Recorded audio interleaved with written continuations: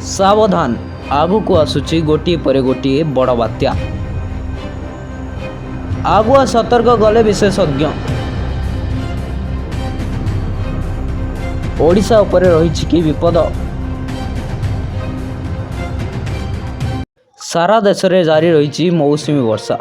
यही समय एक स्टडी रिपोर्ट बड़ बात्यार पूर्वानुमान करिछि। National institute of oceanography report अनुसार केरल उपकूल में अक्टोबर नवेम्बर आड़क अनेक बड़ सामुद्रिक झड़र आशंका रही। यह छड़ा पश्चिम उपकूल में अगस्ट और सेप्टेम्बर रे प्रबल अति प्रबल वर्षार आशंका रही। मौसुमी फेरीजा पर अरब सागर रे यही बात्या संख्या बढ़ एपरी प्रशांत महासागर ओ पूर्व भारत महासागर रे तापमात्रा और आर्द्रता वृद्धि कारण एथर मौसुमी अवधि मध्य बढ़ी पारे बोली पूर्वानुमान करा जायछि।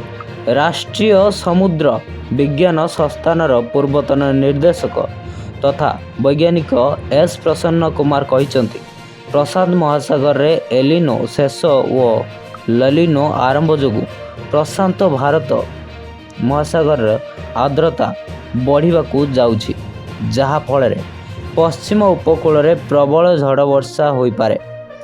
अरब सागर रे बात्या संख्या बढ़िब आशंका रही बेले बंगोपसागर रे बात्या संख्या कमिब बोली पाणीपाग विशेषज्ञ मत देइछन्ति। किंतु निकट में बंगोपसागर रे एक घूर्णिबल सृष्टि हेबार आशंका रही। फल ओडिशार बुधवार ठारू वर्षा बढ़ी अगस्ट 3 जाए प्रबल वर्षा लगी रहिबो बोली पाणीपाग विभाग पूर्वानुमान करिछि। ब्यूरो रिपोर्ट स्वाभिमान ओडिया 24।